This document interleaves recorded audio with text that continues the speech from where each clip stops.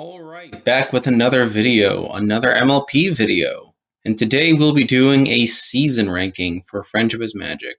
Now, I'll admit I'm a bit surprised. This wasn't my first MLP video, but what are you going to do? For obvious reasons, this is a more common type of list people do, so it makes sense for me to weigh in on a topic. I figured it'd be a good way to get a more broad sense of what I think of the show and how it's evolved over time. And obviously, what I'm going to be saying here is very much my opinion. I know for a fact there will be people that disagree with my assessment.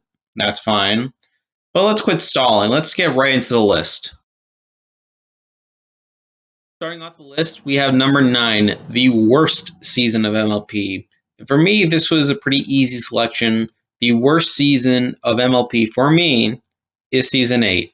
Now, this is easily the weakest season in my eyes, as it is for a lot of other people, and I share a lot of the complaints that others in the fandom have about it. While School of Friendship was an attempt to shift the show in a new direction, it's not exactly something I'm a fan of. Something I've had to contend with regarding the school is whether it contradicts one of the first lessons Twilight learned. That there's more to life than reading a bunch of dusty old books. Twilight is taking stuff she learned through real world experience and reducing it to the very things that her old self disregarded friendship to pursue. Now, granted, Twilight never really abandoned her bookish nature. However, I still found the idea of a friendship school a bit confusing, outside the need to sell playsets, of course. On the other hand, I think Twilight using the school as a way to foster friendship and cooperation to different species is an interesting one, so that's at least a plus.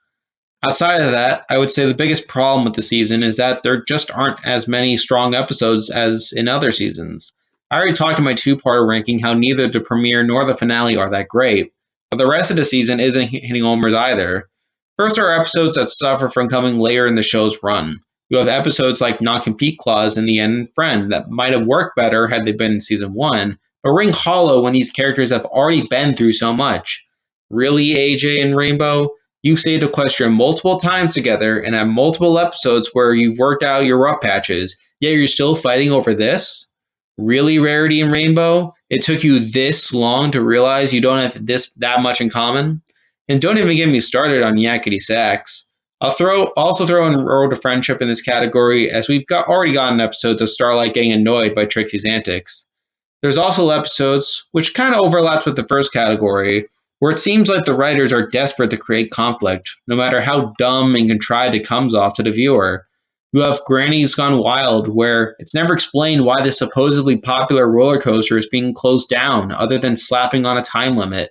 You have the Breakup Breakdown, which treats us to everyone's favorite cliche of having character A uttering the precise phrases needed for someone eavesdropping to assume the worst and storm off, before character A decides to not be so cryptic anymore and say what they actually mean. Great. You have A Matter of Principles, where Discord once again justifies his helpfulness by subjecting the characters through endless torment and needless hoops. And there's a third category of episodes that are straight up weird. There's the Mod couple, where Pinkie doesn't see the irony of her hating Mudbriar for reasons that could just as easily apply to Mod, and yet she doesn't see any of that in Mod. I mean, I get the joke, but I didn't find it funny. There's Fake It Till You Make It, where I have no idea what they were going for there. Like, I guess they were trying to show that Fluttershy likes acting, but that entire story feels like the writers were just running out of ideas. And there's Father's Knows Beast, where some rando dragon pretends to be Spike's father. Like, why? Oh, and it has probably the weirdest scene in the entire show where Spike literally breaks Twilight's heart. Also, why? Now, all this isn't to say there aren't good episodes. There are plenty of decent episodes out there, like The Heartwarming Club, What Lies Beneath, and Sounds of Silence. But when compared to other seasons, I feel like season 8 is lacking in terms of the number of strong episodes and the high points those episodes generate. In terms of new characters, I feel like season 8 was fine. I enjoy the Creature Six quite a bit, and a lot of their episodes are pretty fun to watch. Naysay was okay as a racist antagonist, and I kind of like how he has a lot of prejudice against other creatures. However, I was underwhelmed by his redemption arc at the end of the season. He kind of went out with a whimper there. And then there's Cozy Glow, who has pretty cool motivation of using friendship as a means of consolidating power. That's a pretty neat departure from the villains we've gotten in other seasons, who reject friendship wholesale and embody evil, whatever that means. I think Cozy Glow demonstrates that while friendship makes us stronger, it isn't always inherently good. But I think in execution, Cozy kind of falls flat. The writers clearly want to experiment with having a twist villain. Again, another new idea. The problem, though, is that they made it way too obvious. Her first episode gives you just enough information to figure it out, and each appearance after that makes it more and more clear. By the time you get to School Raise, there's pretty much no suspense left. Now, my problem here isn't so much that it was foreshown, but rather that it took time away from teaching us more about Cozy Glow's character. She's the only major antagonist in the show to never get a backstory, which is partially a byproduct of the writers wanting to conceal her to keep the surprise. But I also think it stems from this assumption that backstories make characters more likable and more deserving of redemption. It's pretty clear the writers had no intention of redeeming Cozy Glow, which is fine, I guess, but the fact that we never get any context over who she is and why she's here is a major missed opportunity for me. So, to that end, I feel like Cozy is a disappointment. I've gone on long enough about this season. I promise the rest of these entries won't be nearly as long, but I think I've outlined pretty well why I think season 8 is the worst. There are good things about it and episodes I enjoy. However, it suffers from a bevy of flaws and lack of a strong lineup of episodes. So I have it here at number 9. Now we're moving on to number 8, and I feel like this is where some of the controversy might start. Especially since a lot of people enjoy earlier seasons of the show, and they tend to hold them as being better than a lot of the later seasons, simply because they do come earlier and do more to establish the world. But I don't really care. So at number 8, I have season 3. Now, the thing about this season is that a lot of people have it low simply because it's shorter. That's not much of a consideration for me, however. I mean, it doesn't help, but had the 13 episodes it was given been consistently good, I would have put this season higher, but that's just it. This season simply doesn't have that strong of a lineup to begin with. I already talked about the Crystal Empire and how it's good, but nothing spectacular. Magical Mystery Cure has its moments, and it's one of the more memorable episodes for sure, but suffers from rushed and sloppy storytelling. I actually don't mind that Twilight became a princess, as it seems like a goal Celestia had for Twilight by sending her to Ponyville, and I understand how this very well could have been the final season, so they needed to end it with some kind of resolution. Even so, I don't think Magical Mystery Cure did an adequate job at explaining how finishing this one spell was the final test needed for Twilight to become an alicorn. But that's just me. Outside of that, the rest of the season is alright, but there aren't a ton of truly standout episodes, with only too many Pinkie Pies and Sleepless in Ponyville coming to mind. On the flip side, you have stinkers like One Bad Apple, both just for sidekicks, and games ponies play, and Spike at Your Service.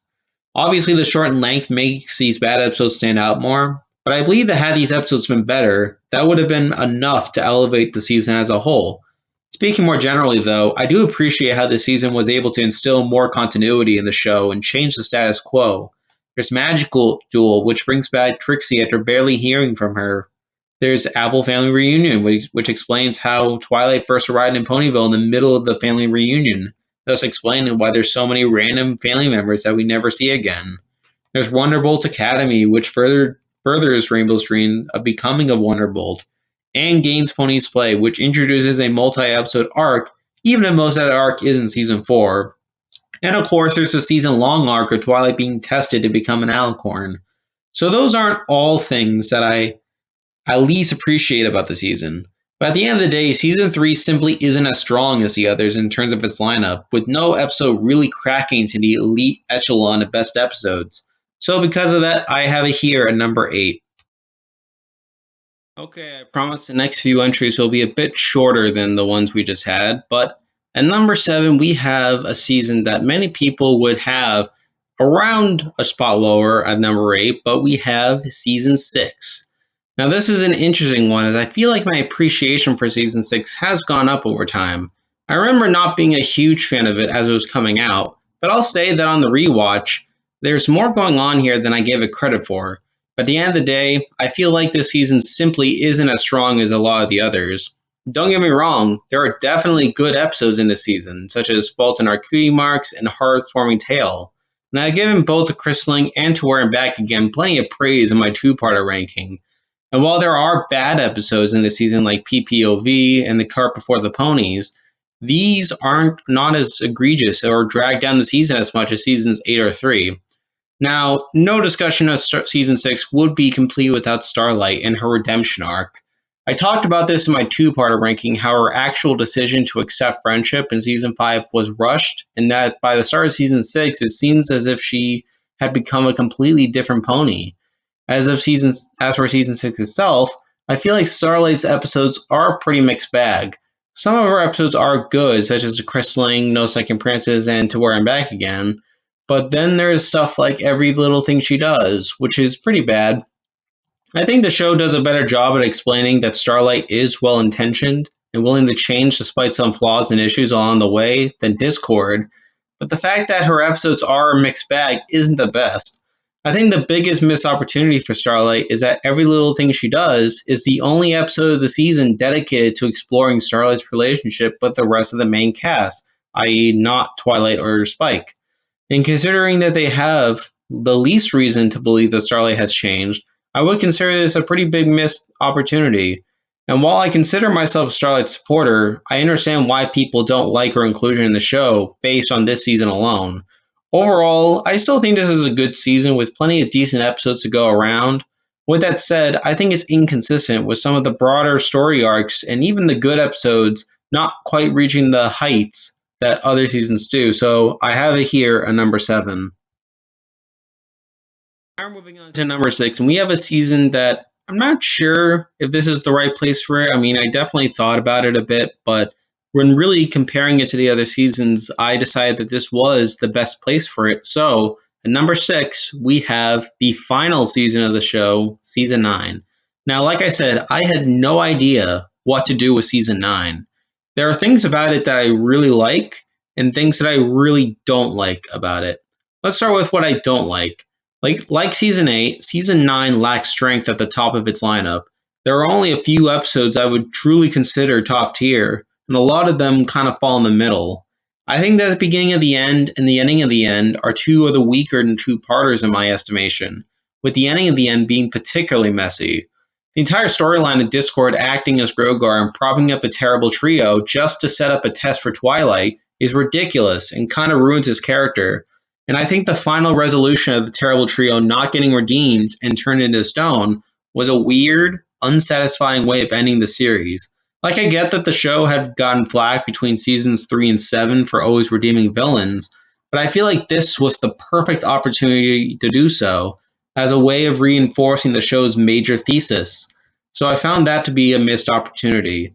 And finally, while I'm glad we got more episodes dedicated to the Creature Six, including focus episodes for some of them, I feel like there should have been a couple more thrown in there. But now for the positives. I think season 9 is, on the whole, an improvement over season 8. While it has some of the worst episodes in the entire series, like 246 Great and A Trivial Pursuit, there aren't any truly terrible episodes outside of those two. So I think it's more consistent than the seasons we've already talked about. Furthermore, while I don't like how Discord concocted the entire scheme to assemble a team of villains to test Twilight, I really enjoy the terrible trio's chemistry and how they managed to work together despite their selfishness and distrust. And through that, I started to like Cozy Glow more, as without having to hold back screen time to hide her villainy, she really started to jump out as the leader of this group, and her remaining the heart of the group and trying to instill friendship in the group, while still being self interested deep down. Another pro of the season is that there's a more persistent effort in tying up loose ends, with multiple episodes either having callbacks to earlier seasons or answering questions the fandom has had for years. Now, not all these episodes work, per se, but there are plenty of nice moments along the way that remind us of the journey the last 8 seasons offered. And then there's the last problem, which, while I found its comedic edge a bit off putting, was a pretty strong episode in its own right and a fitting conclusion to the show. So, in putting all this together, I think season 9 does its job somewhat well. And considering that it came off the heels of season 8, the fact that it was able to be an improvement and end the show on a high note is a decent accomplishment in its own right. And while I wouldn't consider any of its episodes to be among the very best in the entire show, I still find it a satisfying season to end the series. But I think it's those big problems I mentioned earlier and lack of really strong episodes that keeps it here at number 6. Now we're moving on to number 5, and I feel like the next 3 seasons we'll be talking about will be pretty controversial picks that I have them where they are, with the next two being pretty close in quality to the point where I really had to sit down and think about where they would sit in relation to each other. But at number 5, and I know people aren't going to like this, I have season 2. Now, season 2 is a weird season to talk about, especially in relation to season 1. I find both these seasons to be pretty similar in that they're both pretty good, but also very inconsistent, which made it a debate over which one should be higher. But in the end, I decided to put this one lower as I think this season has lower lows than season 1. While I think both seasons have a comparable number of bad episodes, I feel like season two's worst episodes are worse than season one's worst episodes. As a reminder, season two has the likes of Mysterious Mary-to-Well, A Friend Indeed, Dragon Quest, and Ponyville Confidential. And while Baby Cakes is an episode I like more than a lot of other people, I can admit that the episode has some major flaws. So yeah, obviously not the best company to be around. But on the other hand, season two also has some pretty strong episodes, especially Hurricane Fluttershy.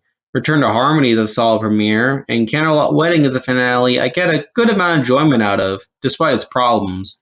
I'll admit that season two's best episodes have higher highs than season one's, so that's something. Season 2 evolves the show in a way beyond Season 1 in small but noticeable ways, such as having other characters write letters, meaning Twilight no longer has to be in every single episode.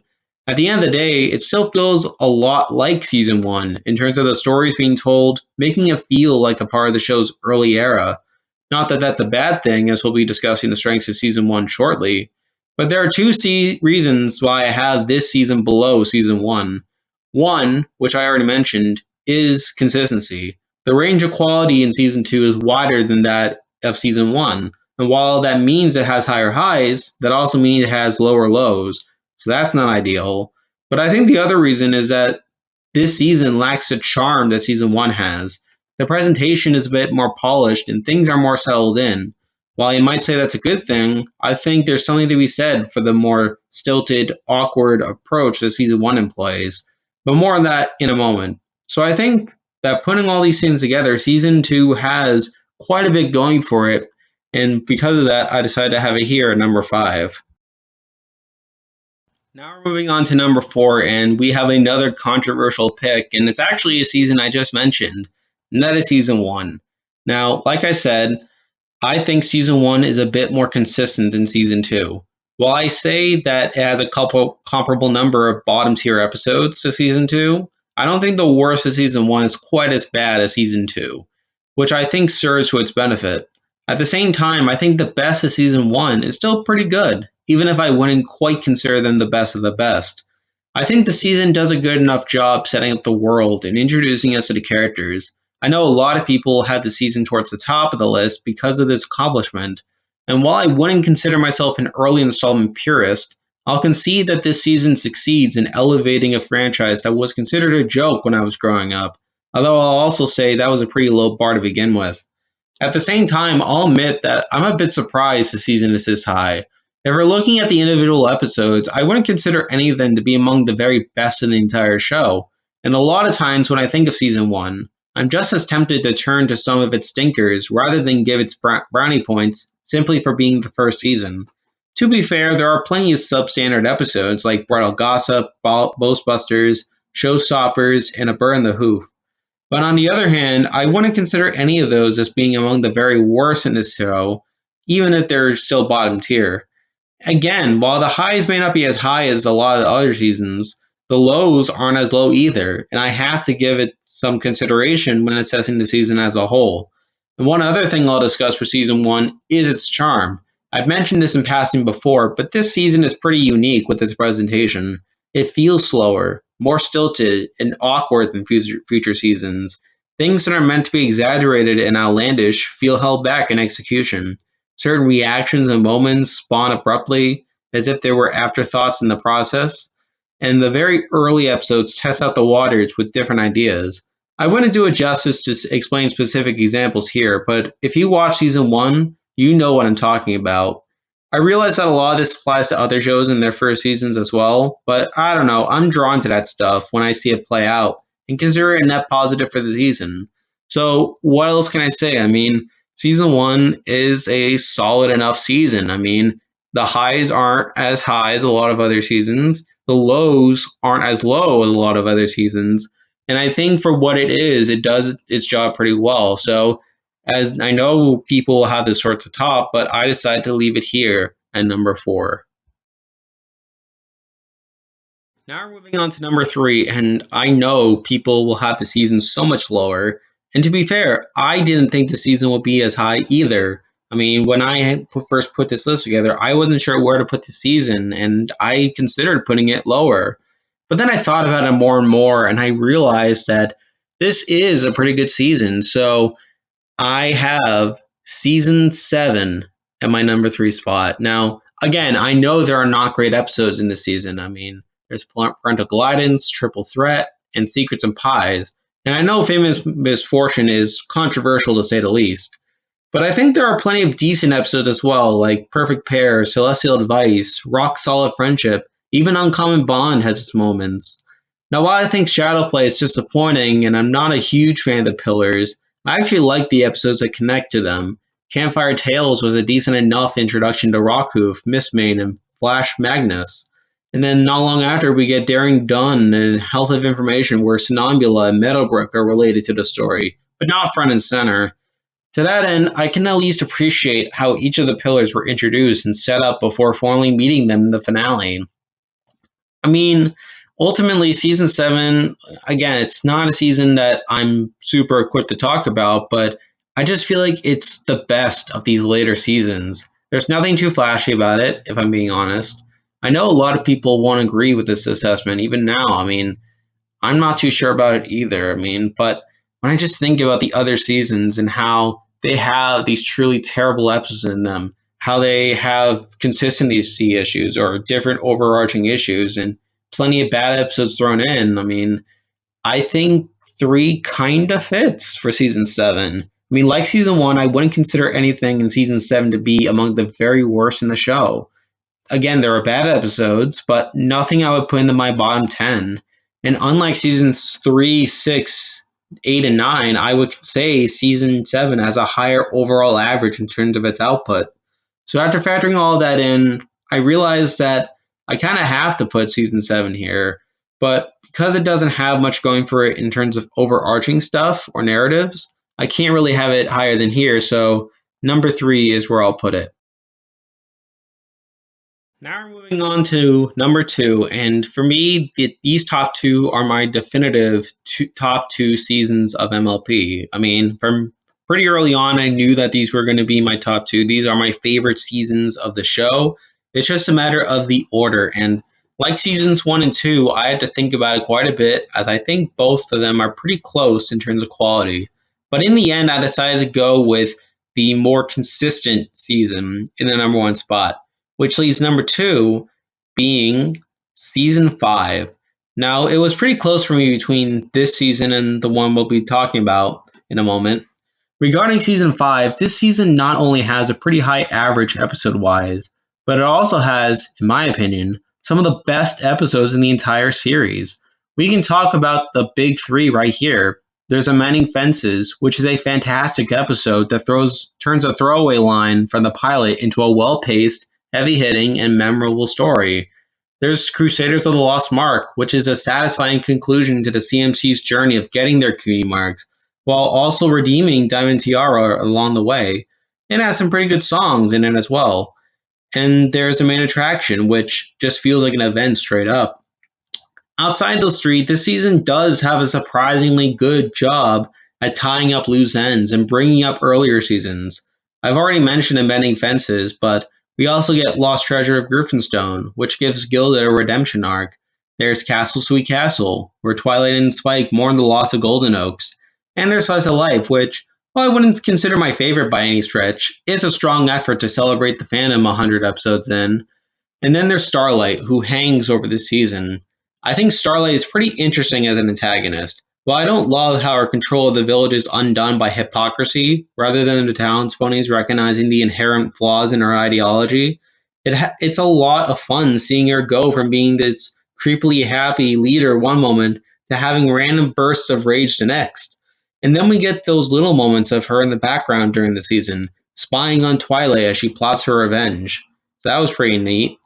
I guess something that comes to mind when I think of season 5 is its stakes. I don't know, but I think outside the finale, this season feels very laid back in that there aren't a lot of battles to win or random threats to wait off. Some of that comes from the cutie map, where for once it doesn't feel like the fate of an entire country hangs in the balance. But then there are also episodes that feel sweet on their own. Made in Manhattan and Brother Who's Social come to mind in that category. And even the more defining episodes of the season have this sincerity to them that feels very pleasant when watching. It's a nice feeling, in my opinion. So why is the season only number 2 on the list? I think the main thing for me is that while the overall average of season 5 is very high, the range in quality is wider than it is for the number 1 season. For me, the number 1 season of the show also has a strong average and overarching narrative that season 5 has, but has fewer low points along the way. But season 5 does have low points, with Princess Spike being one of the worst episodes in the entire series. You add that in with episodes like Tanks for the Memories, Appaloosa's Most Wanted, Do Princess's Dream of Magic Sheep, and the one where Pinkie Pie knows. And I talked in my two-parter ranking that Cutie Remark, despite being enjoyable, has some pretty big holes in it. So there are bumps along the way, and pretty notable ones at that. So consistency is more of an issue in the season. But on the whole, season 5 is very strong for me, and has a lot of episodes I enjoy rewatching. And when I think about the best episodes and moments for the entire show, season 5 comes to mind pretty quickly. But it's those low points and inconsistency that keeps it out of the number 1 spot for me, so I have it here at number 2. And now, the number 1 season for me of MLP Friendship is Magic is season 4. It's kind of fitting how this season and season 5 came out around the same time period. I hate using the term golden age, but I believe seasons 4 and 5 were the high point of the show. Now, I should say up front that I entered the fandom while season 4 was airing, so already it has a place in my heart. But I think as time has gone on and I've had time to look more closely at the show, I think this is the strongest season of the show.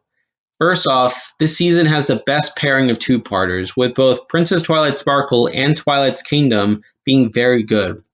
This season has not one, but three overarching narratives: the Equestria Games, the Keys, and Twilight coming to terms with becoming a princess. And while the Equestria Games arc was kind of whatever, the Keys is a pretty memorable arc with some fantastic episodes in it. Although I'm a bit disappointed that the super forms that result from it are never used again after Twilight's Kingdom.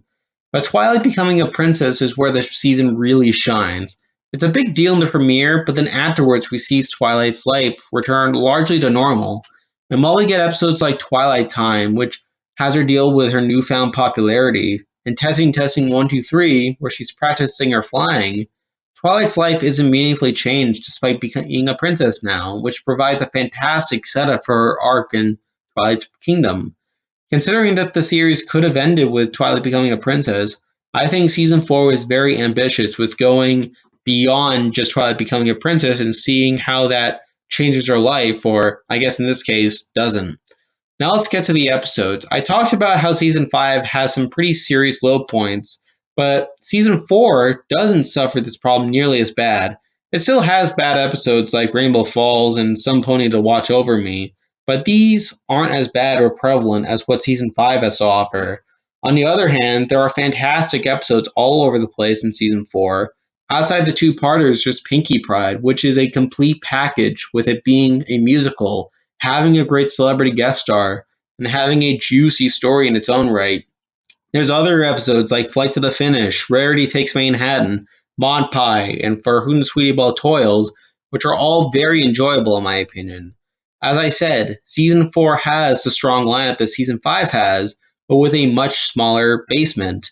For me, season 4 feels like the most complete package. It has a strong set of two-parters, satisfying overarching narratives. I feel like the characters are at their A game in this season. We have big event episodes like Pinkie Pride, great slice of life episodes, and good songs along the way. So I feel like adding that in with everything else, like all these great episodes and character moments, I have to put season 4 as being the best season in Friendship is Magic. And there we go. That'll do it for this season ranking of MLP Friendship is Magic.